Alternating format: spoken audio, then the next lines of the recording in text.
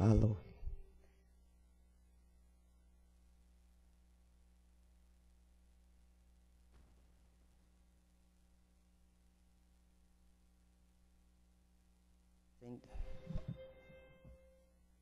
Não está acendendo. Ah, agora saiu, mas não acendeu. Então, de novo, bom dia a todos. Deixa eu desligar aqui.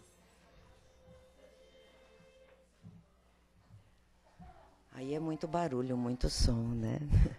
Então, sejam muito bem-vindos os nossos companheiros que se predispuseram a estar aqui em presença neste domingo gostoso, né? Nem muito sol, nem muito frio. Hoje está um dia muito bom. E a todos que nos assistem pela internet também. Nos nossos recadinhos, a gente pede sempre para as pessoas não esquecerem do nosso trabalho social, das cestas básicas, aonde toda colaboração é sempre bem-vinda. Vamos, então, nos acomodando, deixando de lado os nossos problemas, cerrando os nossos olhos e nos colocando em pensamento, de joelhos, perante o nosso Mestre Jesus. E vamos nos dirigir a Ele. Amado Mestre, receba mais uma vez a nossa gratidão por esta bendita oportunidade de podermos estar aqui, mais uma vez reunidos em Teu nome. Jorre um intenso facho de Tua luz sobre esta casa abençoada que nos recebe com tanto carinho. Abençoe a cada um aqui presente, para que todos recebam o que aqui vieram buscar. Desta forma, então, Senhor Jesus, pedimos permissão para dar por iniciada mais essa palestra do dia de hoje. Que assim seja. Seja bem-vindo, então, nosso companheiro. Qual é o tema que você vai falar hoje? A dor como aprendizado. A dor como aprendizado. Muito bem, vamos aprender bastante, então. Bem-vindo.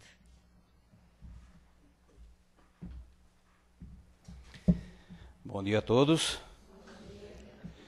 Vou fazer uma proposta, porque tudo que é bom...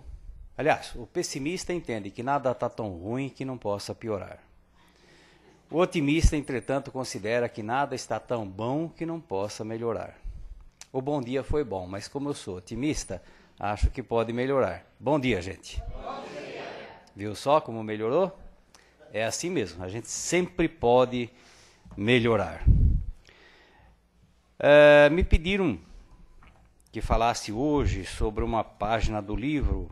Alguém me tocou, de José Carlos de Luca, A Dor como Aprendizado. É interessante, desde o título desse livro, alguém já leu esse item aqui do livro do José Carlos de Luca? É um livro maravilhoso, gente. É um ensinamento em cima do outro, mas o título já é muito elucidativo, desde o título. A dor como aprendizado. Porque nem toda dor é aprendizado. Vocês sabiam que nem toda dor, não é porque a pessoa sofre que aquilo serve como aprendizado. Depende como a pessoa sofre. Eu gosto de citar um fato. Eu tenho 3 tias que moram no interior. Dor, sofrimento, tribulação, dificuldades, agonia, são oportunidades de aprendizado. Porque nós temos 2 caminhos para evoluir. O nosso destino é a perfeição. E a gente tem que estar sempre melhorando. Cada dia melhor. Esse é o objetivo. E essas tias minhas do interior, de uma cidade chamada Catanduva, elas são muito interessantes. Porque são 3 tias e uma disputa com a outra para ver quem sofre mais. Quando chegamos lá, meus filhos, eu sempre aviso, olha, vamos ficar prevenido, porque aqui é um poço de lamentação. Que a gente pergunta, e aí, como é que vai, tia Nena? Ela fala, ai, meu Deus do céu, eu ando sofrendo muito, eu ando muito doente, eu vou no médico, o médico não encontra solução, eu nem sei como é que eu estou em pé. Aí logo em seguida chega a tia Maria, e a tia Maria vem, não liga para ela não, eu sim é que estou sofrendo, eu estou com a espinhela caída, eu estou com sinusite, eu estou com rinite, tudo quanto é ite que vocês possam imaginar. Aí chega a outra tia minha, a tia Laide, ela fala, eu sim é que estou muito doente, eu estou com problema de coração, estou com a mãe do corpo fora do lugar, eu estou... Gente, é uma disputa com a outra para ver quem sofre mais. É uma coisa mórbida. Então, nem todo sofrimento traz aprendizado.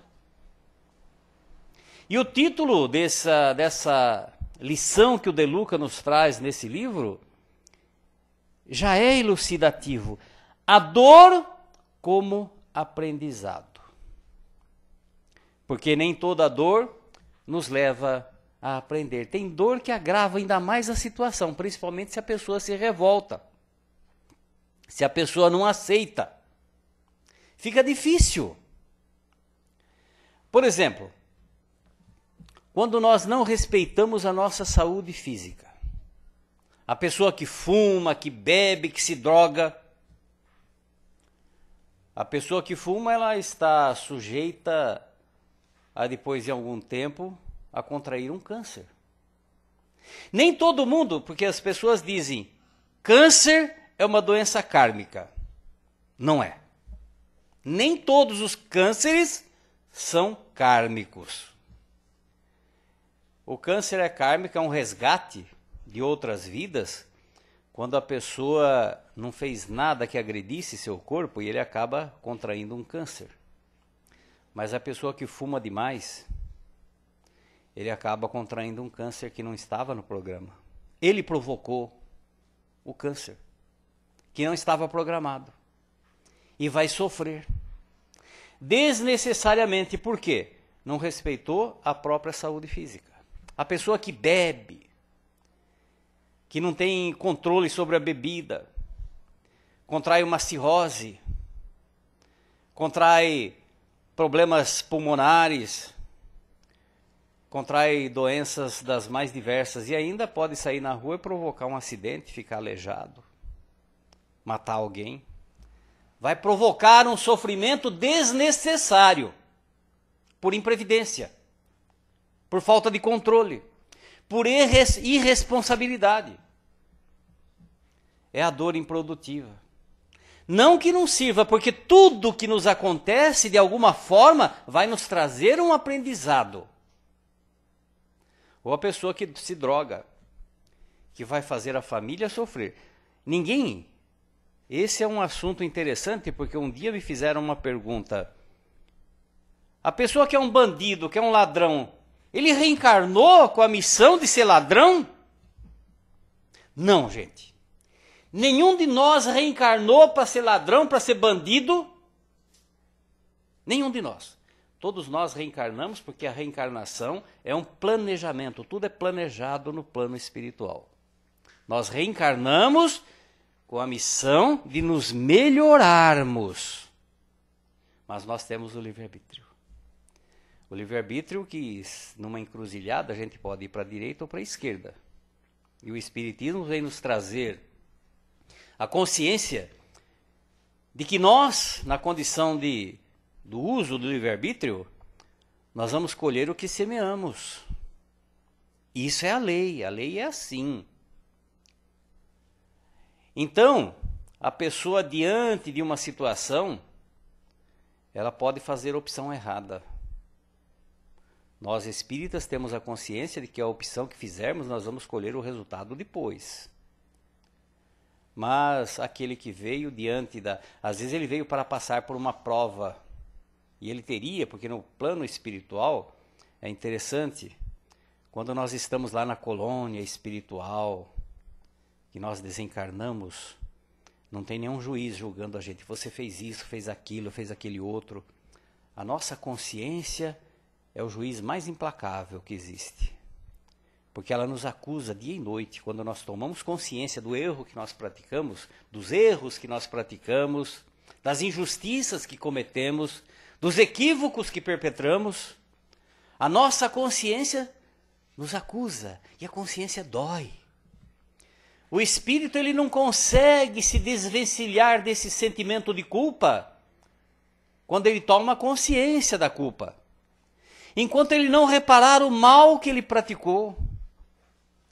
Então, no plano espiritual, quando nós estamos lá, após sermos socorridos das regiões umbralinas, nós vamos para as colônias, e nas colônias é uma maravilha, gente. Vocês imaginem uma colônia espiritual, onde todas as pessoas que estão lá vibram amor. Todo mundo vibrando amor, todo mundo vibrando carinho, amizade, respeito. O espírito se fortalece. Nós nos sentimos fortes e nos queremos nos tornar dignos diante de Deus, porque nós só nos sentiremos dignos quando repararmos o mal que praticamos.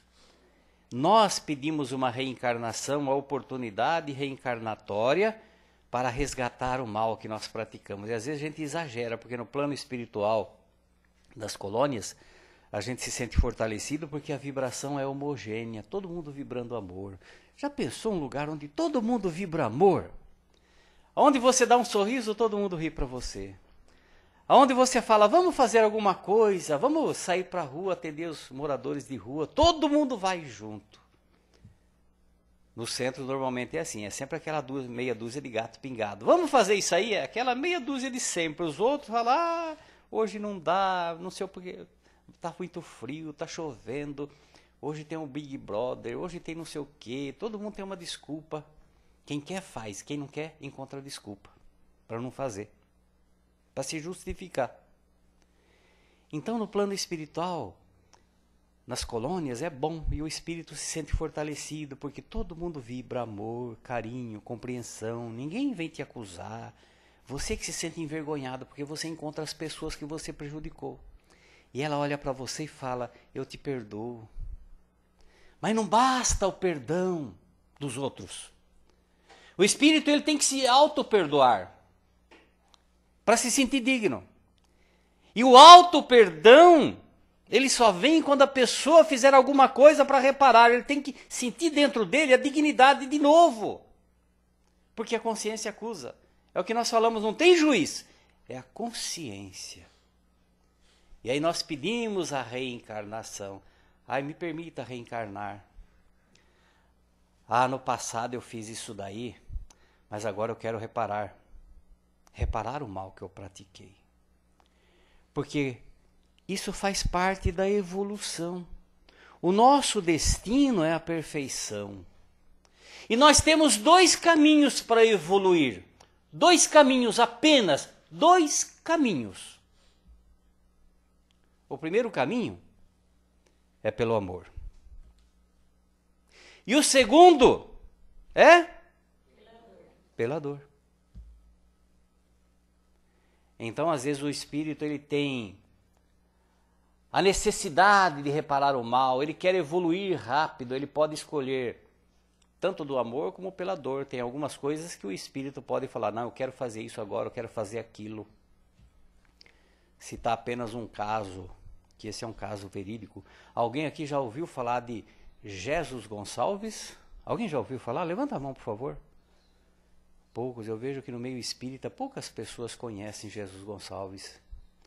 Tem uma colônia perto de Itu, quilômetro 78 da Castelo Branco, chamada Pirapitingui. É uma cidade onde se encontram, tem lá mais ou menos uns 3.000 habitantes, mas são habitantes especiais. É uma colônia em que, é uma cidade aquilo, é uma coisa grandiosa, chamada Pirapitingui. São irmãos nossos portadores do mal de Hansen. E Jesus Gonçalves, num dos livros A Extraordinária Vida de Jesus Gonçalves, ele conta experiências da vida passada, no qual ele, por 2 vezes, ele reencarnou como rei dos Visigodos. Alarico, rei dos Visigodos. E ele, historicamente, numa marcha, isso é história, em que Alarico, o rei dos Visigodos, marchou sobre Roma e sobre os países daquela época, porque ele se tornou um conquistador.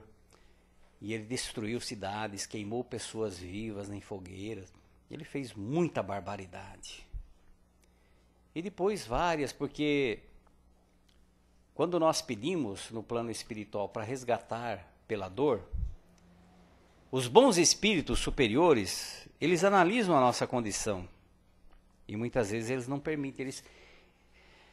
Deus, ele é bom porque ele não perdoa. Deus não precisa perdoar. Nós partimos do pressuposto que só perdoa quem se ofende. Então as pessoas falam, Deus tem que me perdoar, ai, Deus me perdoe. Quando você tiver alguma coisa para pedir perdão, não peça perdão a Deus não, porque Ele não vai te perdoar. Ele não precisa perdoar. Deus é o nosso Pai, Ele nos conhece desde a criação, Ele sabe que ainda somos crianças espirituais, ainda temos muito que evoluir. E Ele sabe que nesse estágio de aprendizado que nós estamos, ainda vamos errar muito.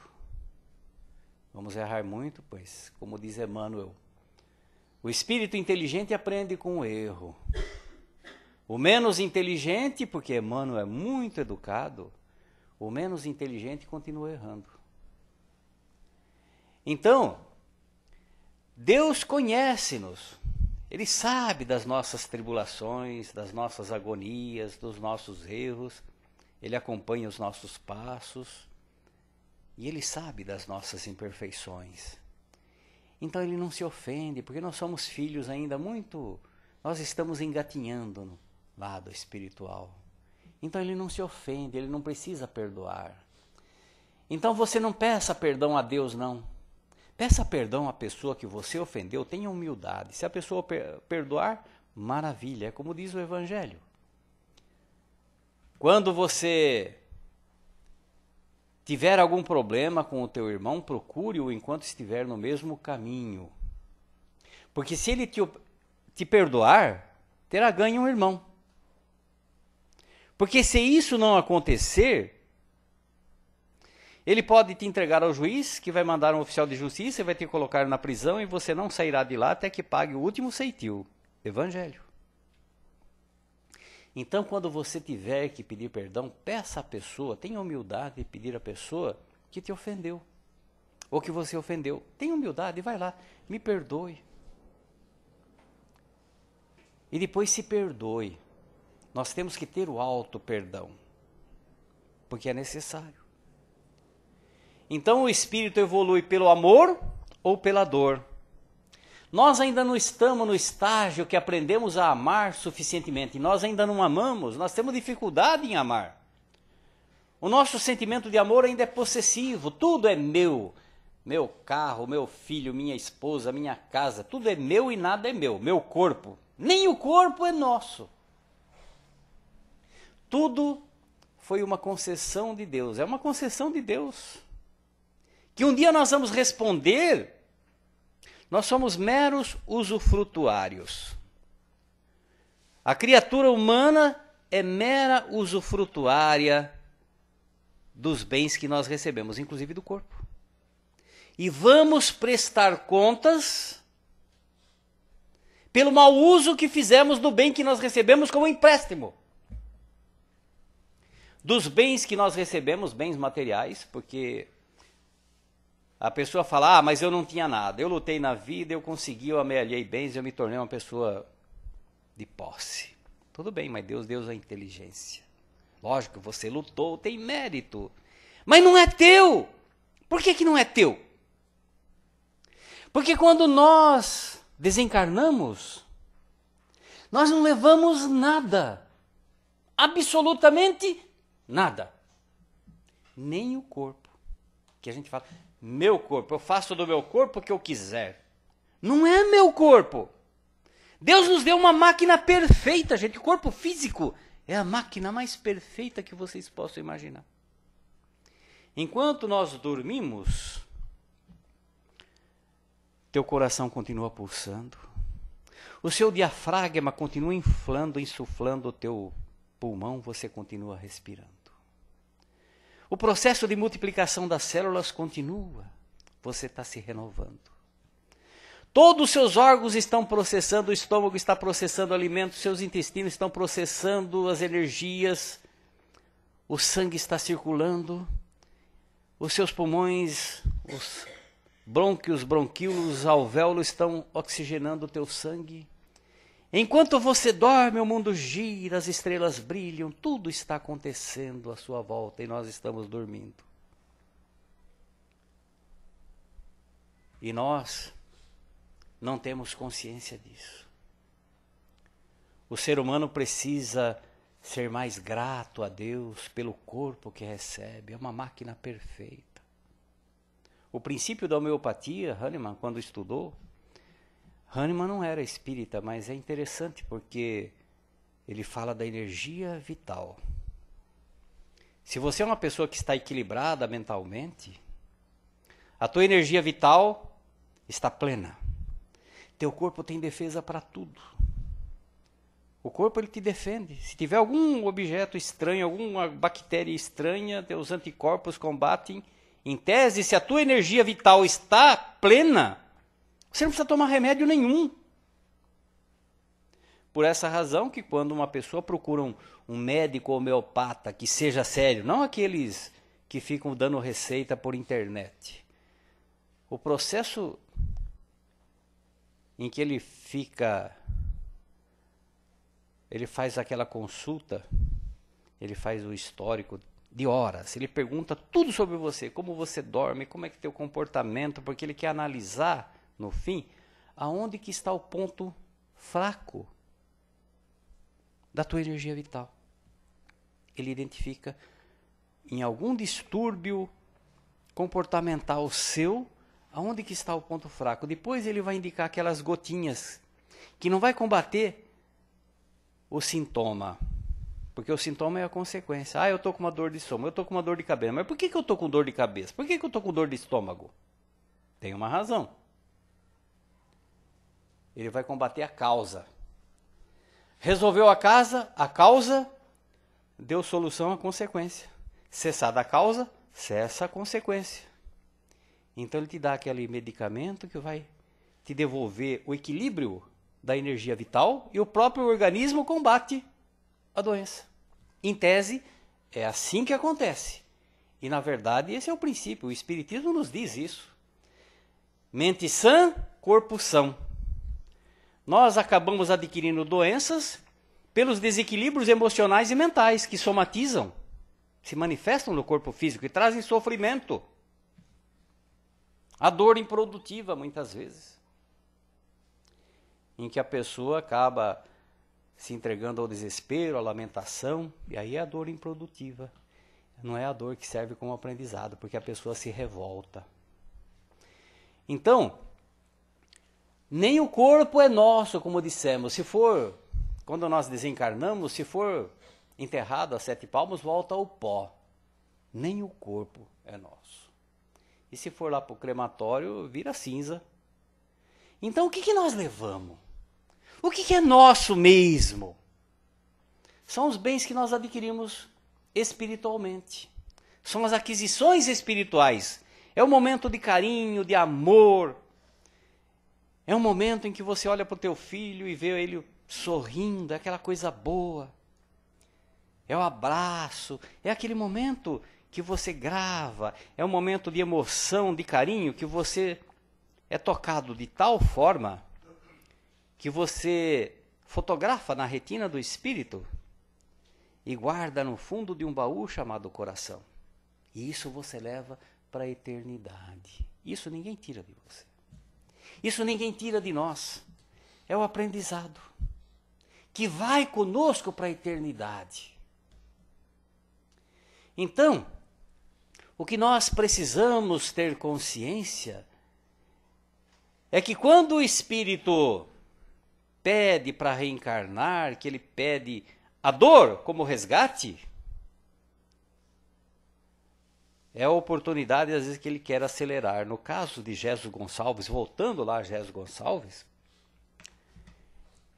ele demandou alguns séculos para resgatar o mal que ele praticou, porque aquilo o incomodava.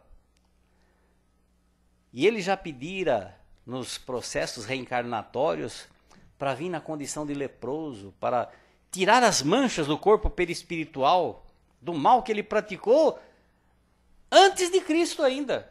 Porque os visigodos foram povos bárbaros há mais de 2000 anos. Há mais de 2000 anos. E ele veio reencarnar nessa última existência. Reencarnou em Borebi, uma cidadezinha perto de Bauru. E ainda jovem contraiu o mal de Hansen. Foi para Aimorés, depois foi para Pirapitingui. E até ele conhecer as luzes do Espiritismo, ele era um revoltado. Ele se revoltara contra a dor, na incompreensão do porquê daquilo. Por quê?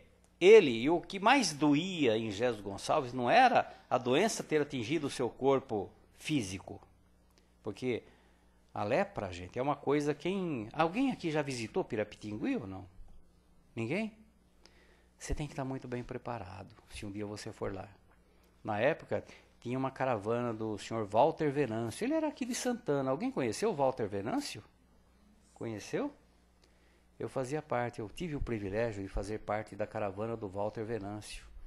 Nós íamos um domingo, eu ia nessa caravana uma vez por mês para Pirapitingui, mas ele ia em Santo Ângelo, ele ia todo domingo, ele ia com a caravana dele visitar leprosários.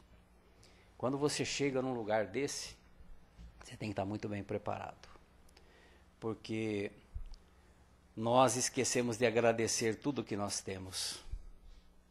Você já agradeceu a orelha perfeita que você põe um brinco, que você põe um pingente? E hoje tem os rapazes também que colocam umas coisas bonitas, umas argolas, que dá uma...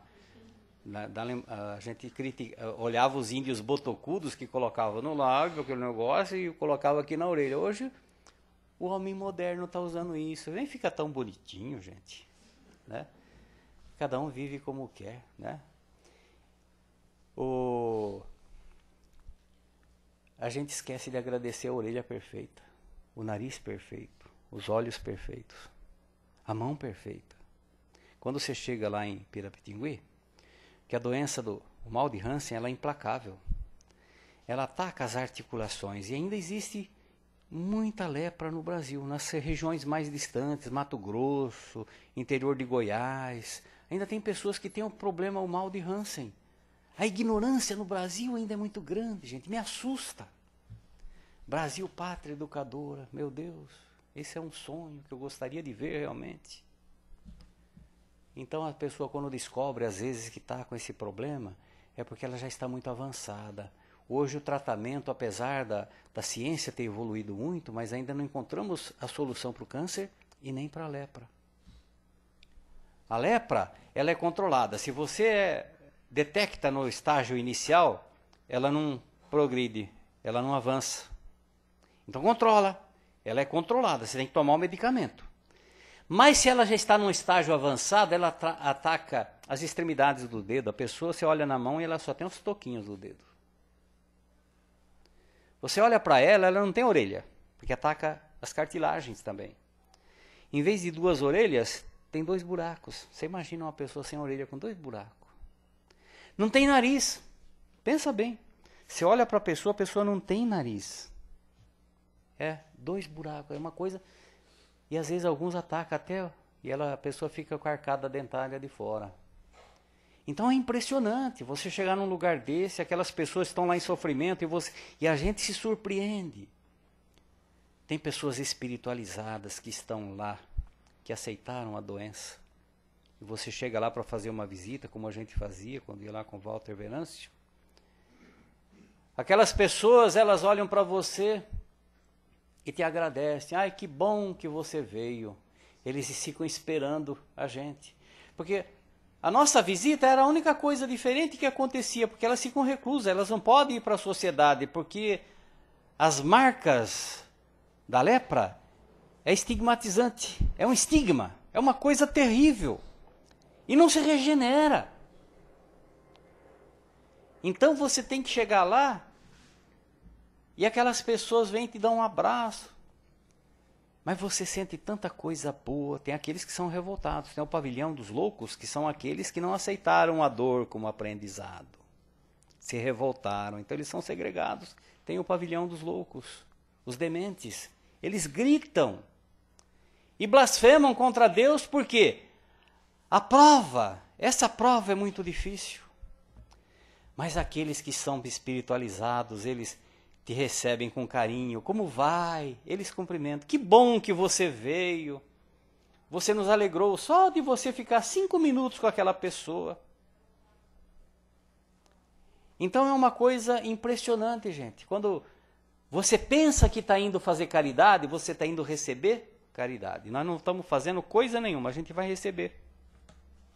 Mas tem que estar preparado para isso, porque impressiona. A pessoa que não está preparada, eu aconselho, não vai. Hoje parece uma caravana do pessoal da federação que vai de vez em quando, mas você tem que ter uma autorização para entrar lá. Não é qualquer um que entra, não. Tem que ter uma autorização. Mas voltando a Jesus Gonçalves, a dor como aprendizado. Ele reencarnou porque ele pediu, ele precisava, ele necessitava, enquanto ele não viesse para expurgar aquelas manchas do corpo perispiritual, porque o nosso corpo físico ele funciona como um mata-borrão, ele suga as imperfeições do corpo perispiritual, das manchas do passado que nós cometemos, dos erros que nós cometemos. Então, na medida em que aquele mal que nós praticamos, que a gente não conseguiu reverter pelo amor, um dia vai vir pela dor. A escolha é sempre nossa, pelo amor ou pela dor. E Jesus Gonçalves veio nessa condição. Num primeiro momento ele se revoltou, e ele era um poeta autodidata, porque ele não estudou, e ele fez um poema lindo, maravilhoso, de revolta contra Deus. Onde está você, um ser que eu não sei se existe, por onde eu vou você já passou, por onde eu chego você já passou um pouco antes. Eu não te encontro em lugar nenhum. Uma poesia linda, maravilhosa. Até o dia em que ele teve a oportunidade de encontrar o Espiritismo. Quando ele encontrou o Espiritismo, ele se transformou. Ele compreendeu o porquê. Porque o Espiritismo vem nos trazer a explicação das reencarnações, e através da reencarnação tudo se explica. O Chico dizia: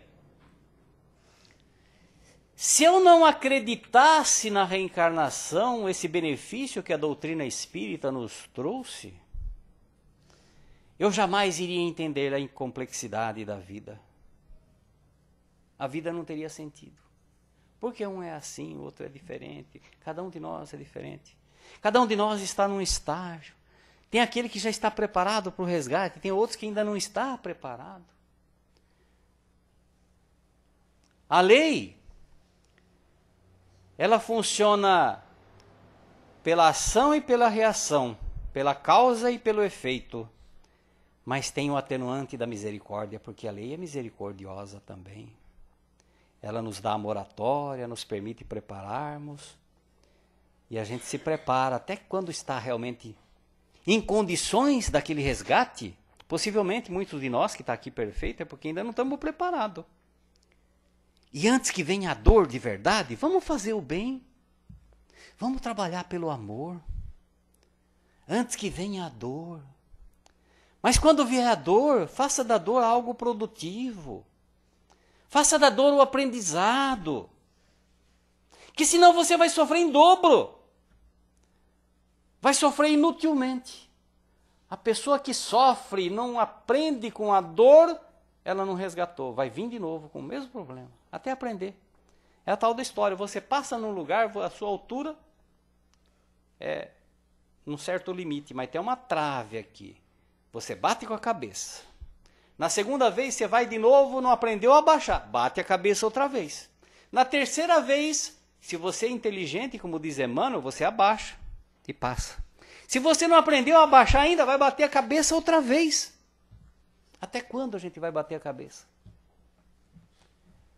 A lei é maravilhosa, ação e reação, causa e efeito. Semeadura e colheita. Cada um de nós colhe o que semeia. Não tem outro caminho.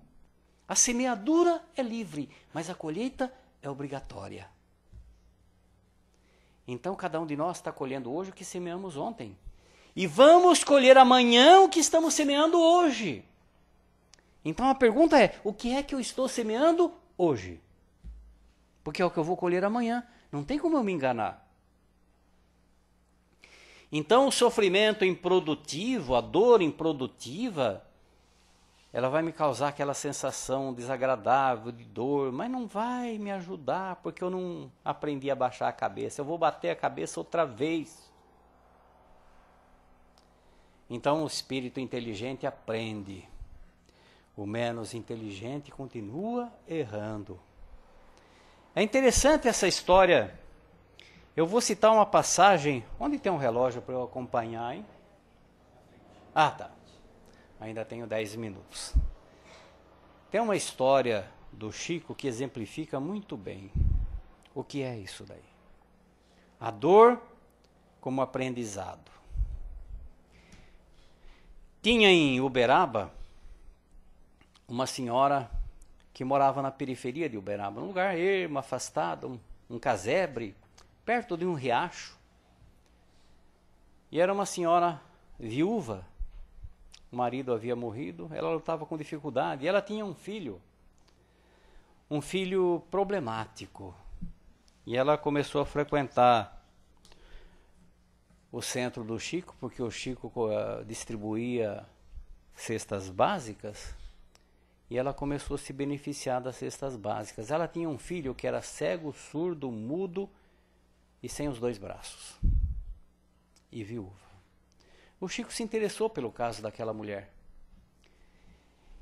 E quando a pessoa é muito ocupada, se você tem alguma coisa para pedir, pede para uma pessoa ocupada. Porque a pessoa que é ocupada, ele vai dar um jeito de encontrar uma forma de fazer.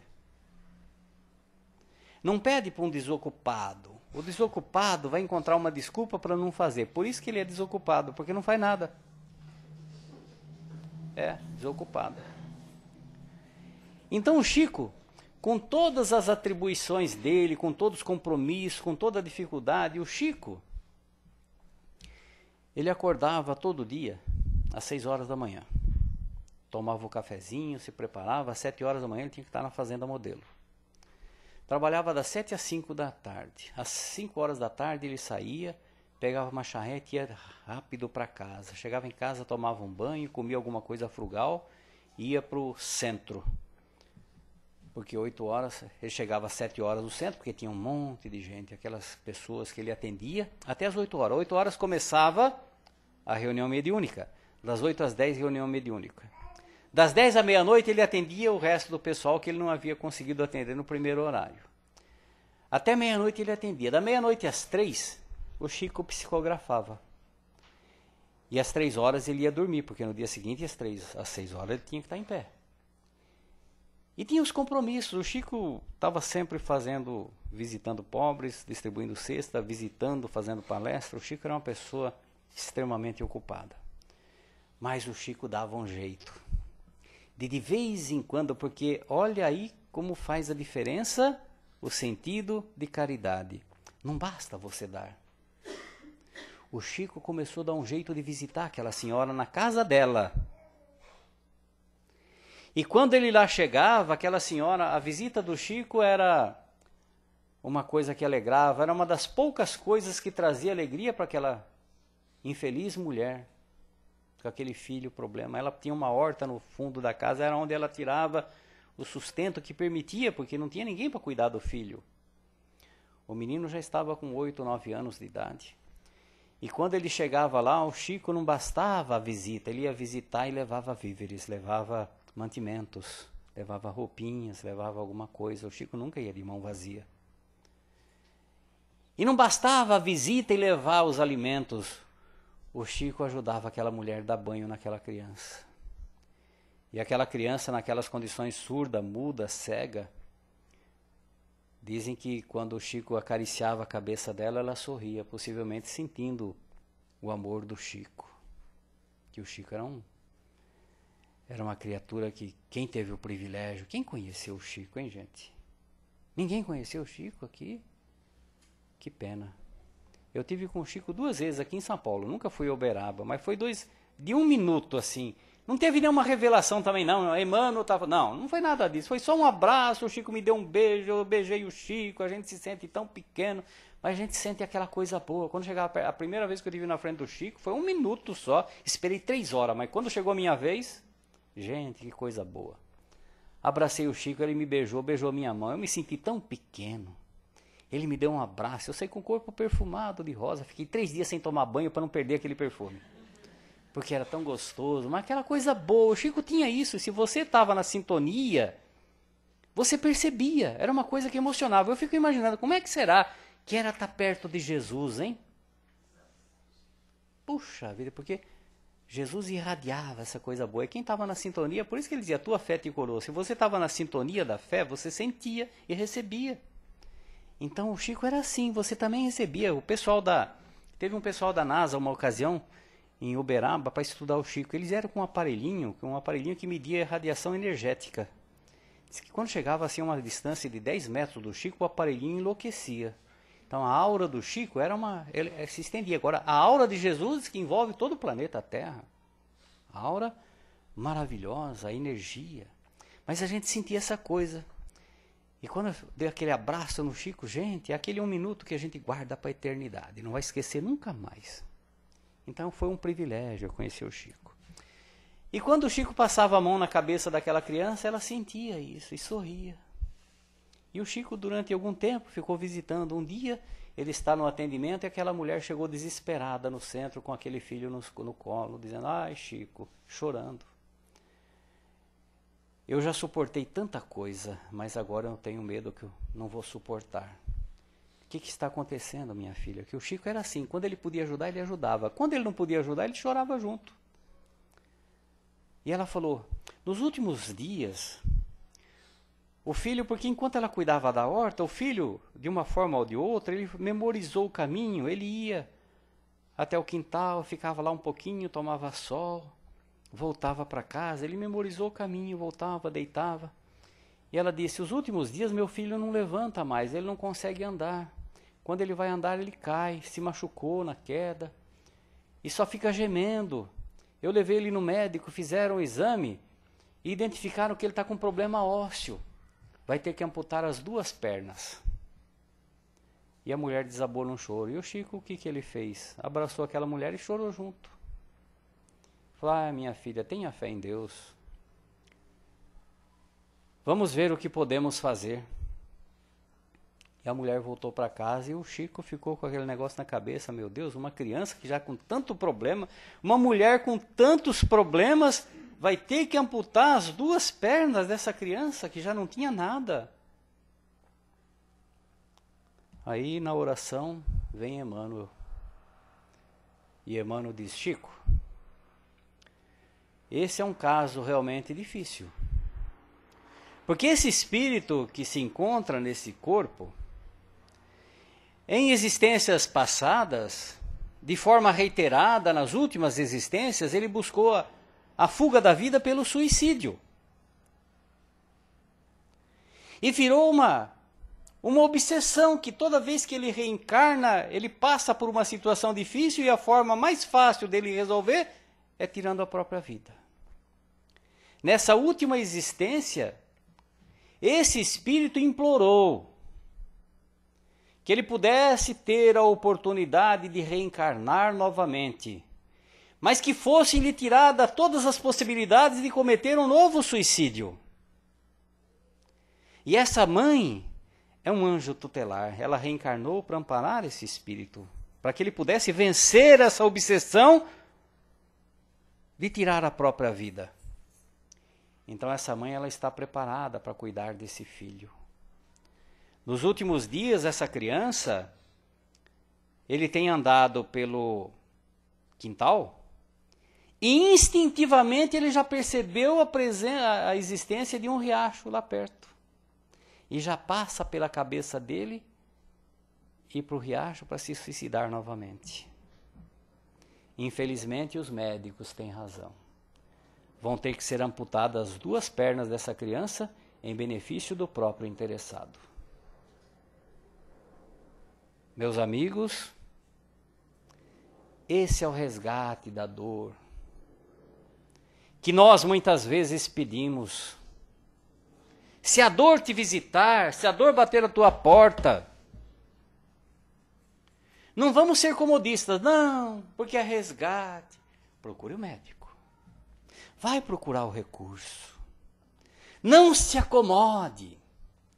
A medicina tem recurso. Se você fuma, para de fumar. Se você bebe, para de beber. Se você se droga, para de se drogar.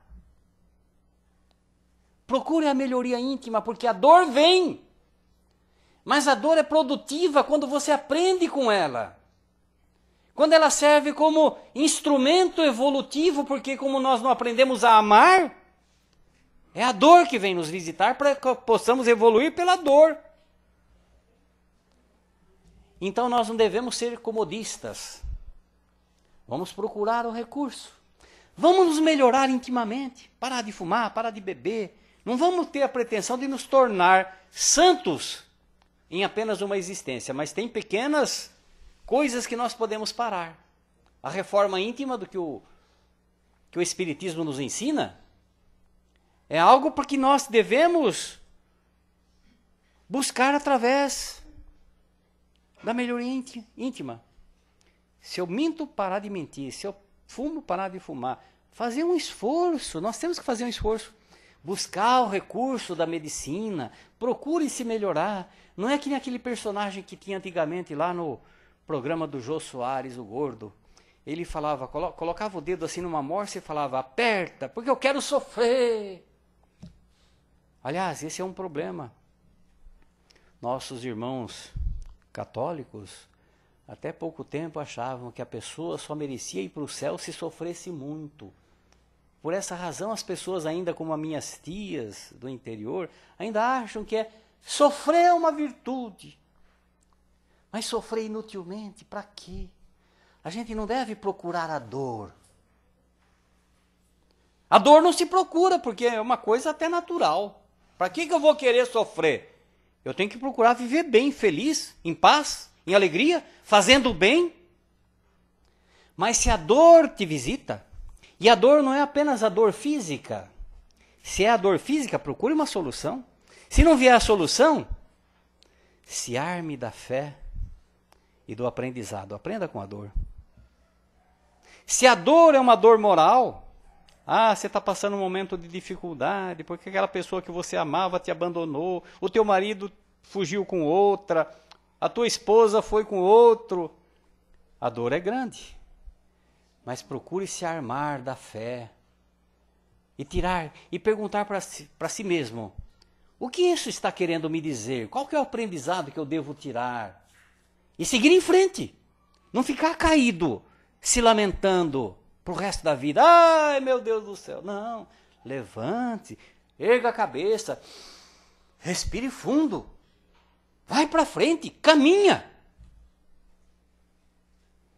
Se a dor é moral,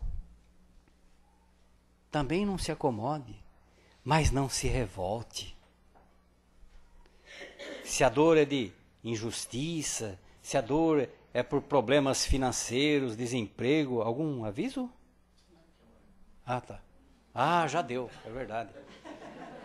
Então, devemos procurar tirar do aprendizado a dor, como diz o título, como aprendizado. Mas procurar se melhorar sempre. Não se acomode na dor, mas se a dor é inevitável, aprenda com a dor.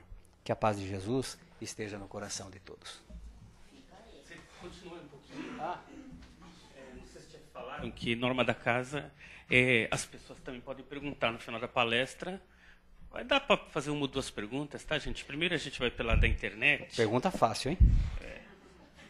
Não, pode ser difícil. Carmen de Guararapes fez uma pergunta aqui pela internet, tá? Precisamos passar pela dor como aprendizado. Mas o sofrimento é desnecessário, não é mesmo? Como eu ouvi falar, o amor cobre a multidão de pecados. Abraço. Você mesmo respondeu a pergunta. O amor cobre a multidão de pecados. Nós não precisamos sofrer. Se a gente amar suficientemente, não precisa sofrimento. Você já respondeu. Qual é o nome dela? Carmen. Carmen. O sofrimento vem quando a pessoa não aprende a amar. Quando a gente não sai da nossa clausura íntima. Quando a gente não rompe aquela casca que ainda estamos acrisolados. Então, quando a pessoa esquece a própria dor e começa a olhar o seu semelhante, ajudar o teu semelhante, a sua dor ameniza e esquece. É como se diz, nós não vamos derrogar as leis, mas a lei é clara, pelo amor ou pela dor. O sofrimento é uma opção que nós fizemos inconsciente, porque ninguém busca a dor de forma consciente. Nós buscamos inconscientemente a dor quando deixamos de fazer o bem, de praticar o bem e de amar. Aí a dor vem mesmo. Isso aí, agora para o nosso público aqui presente, quem tiver alguma questão, dúvida, pergunta, complemento, participa, não vão deixar nosso palestrante aqui parado, gente. Não me deixem só. Ninguém? Tudo. Quem não entendeu, leia a lição aqui do José Carlos de Luca, que vai explicar muito melhor. Antônio, parabéns, viu? Nossa, muito obrigada. Uma das questões, né, da dor como aprendizado traz também aquela lembrança de quem convive com quem está passando pela dor, que também deve aprender, não é? Tem culpa no cartório. Como disse, a nossa reencarnação não é por acaso. Ela vem, ela é planejada. No plano espiritual, tudo é planejado. Não existe improviso, viu, gente? Não tenho dúvida assim. A pessoa fala assim, eu não aguento a minha família. A gente fala assim, a gente tem que ter paciência. E tem o ditado que fala, parente é o dente, parente é serpente. Nossa Senhora, Deus me livre dos meus parentes. A gente pediu. Nós pedimos para reencarnar naquele meio, é o meio que nós merecemos. É isso mesmo. Nós estamos no meio do qual nós pedimos. Então nada é improviso. Então, quando a gente reencarna, a gente já planeja lá no plano espiritual. Aquele espírito que nós prejudicamos vai vir como filho. Aquela moça que no passado a gente desviou do caminho vai vir como filha. E vai vir filho problema e filha problema. Mas aí é a missão do pai e da mãe. Os pais hoje, infelizmente, muitos pais são omissos. E é isso que gera hoje uma juventude sem muita diretriz. Tudo pode. Eu fico triste hoje vendo jovens todos felizes nos rolezinhos por aí, já iniciando em sexo com 12, 13 anos de idade. Isso me assusta, gente. Eu já vi, que eu já participo de trabalho, já vi meninas de 13 anos de idade com filho no colo. É uma inconsequência. Bom, mas voltando à tua pergunta. Todos nós, sofrimento é para a família, mas a família, ela tem culpa no cartório, porque aquele espírito reencarnou porque é um espírito problemático. E, na verdade, a nossa tarefa é conduzir aquele, porque filho é um presente que Deus nos dá. É uma joia preciosa que nós vamos um dia devolver, essa joia. E nós temos, desde criança, os espíritos dizem que os nossos filhos são como uma planta. A planta, ela nasce aquele brotinho frágil, tenro, mas você tem que regar. Tem que colocar adubo e acompanhar o crescimento. E na medida que cresce, no momento certo, você tem que fazer a poda. O que os pais fazem hoje? Eles muitas vezes não regam, não colocam adubo e esquecem da poda. Espíritos, quando a gente recebe, a gente fica encantado. Aquele filho, que coisa mais linda, que chora, que mama, que dá um primeiro sorriso. São espíritos milenares. Eles já trazem uma bagagem do passado. E como se diz, a criança, até os 7, 8 anos, depende muito da condição espiritual de cada um, ela ainda não completou totalmente a reencarnação. É nesse período em que a atitude dos pais modifica, inclusive, a personalidade do espírito reencarnante. Que depois disso não tem mais jeito. É como diz um ditado caipira, fala, é de menino que se torce o pepino, mas tem um outro que fala assim, o cipó se torce enquanto é verde, porque depois não tem mais jeito, ele quebra, mas não torce mais. Então a criança, desde o berço, ela tem que ter atendimento e acompanhamento dos pais. Você tem que dar carinho, tem que dar amor, mas tem que demonstrar personalidade, amor, mas tem que ter autoridade. E a criança, ela tem uma perspicácia, ela percebe quando o pai é mole, quando a mãe é mole, quando os pais não dão atenção. E aí os pais perdem autoridade. A criança ela tem uma perspicácia, uma percepção, ainda mais hoje, estão reencarnando espíritos muito inteligentes. Os pais ficam apalermados, não sabem o que fazer, e a criança já domina os dois. Eu já cansei de ver isso. Tinha um casal amigo nosso, o menino era terrível, era Rafael. E o pai brincando com ele, mas nossa, eles faziam o que queriam.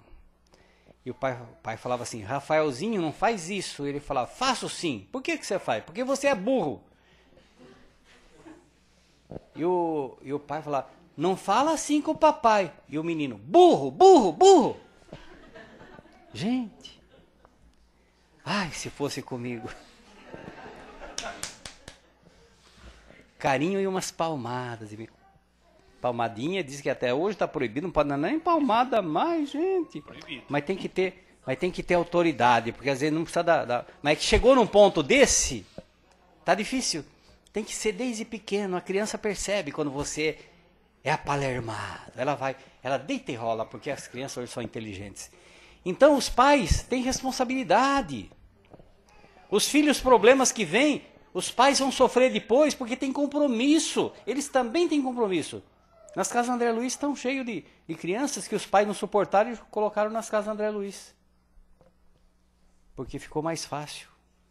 É que nem os nossos velhinhos, a gente para se livrar manda para os asilos, em vez de cuidar do velhinho em casa, como pai, como mãe. Ninguém mais tem paciência. Então o compromisso é dos pais, e os pais se falham, os pais têm responsabilidade. No seio da família, onde reencarna um espírito complicado, um espírito necessitado, é porque Deus confiou a nós a tarefa de retificar aquele espírito e ajudá-lo no seu progresso. E na nossa invigilância, na nossa negligência, nós deixamos aquele espírito às vezes deteriorar ainda mais. Isso aí. Obrigado, tá? Por hoje. Bom, ele vai ficar por aqui. Se alguém tiver outra pergunta aí até o final do expediente. Como é que é? Não, 11h55, vai. Tá bom. Obrigado, gente, pela paciência.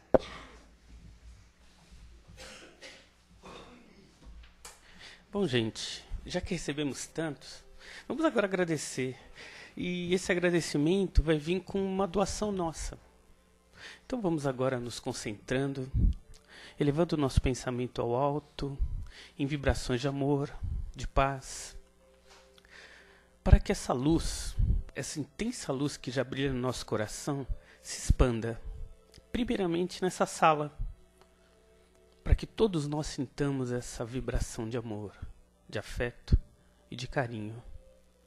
Vamos estender agora essa luz cada vez mais pelas ruas aqui em volta, as alamedas, casas, para que as famílias também sintam esse amor, essa energia vibrante. Que essa luz se estenda por todo o nosso estado de São Paulo, para que nossos governantes, aqueles que ditam as leis, possam usar o coração e o sentimento para que as coisas andem cada vez melhores. Estendamos agora para o nosso país, para que todos nós, brasileiros que somos, nascidos ou não aqui, sintamos essa luz na pátria do Evangelho. Vamos estender essa luz agora por todo o nosso orbe. Orbe casa. Esse orbe que é escola. Escola de aprendizado. Escola de evolução. Para que nossos atos, nossos pensamentos, nossos sentimentos estejam alinhados com a evolução, com carinho e com amor. Pai de infinita bondade, mais uma vez nos encontramos aqui para aprender, para caminhar, para evoluir. E nesse momento, pedimos licença para encerrar essa parte do trabalho da manhã. Que assim seja.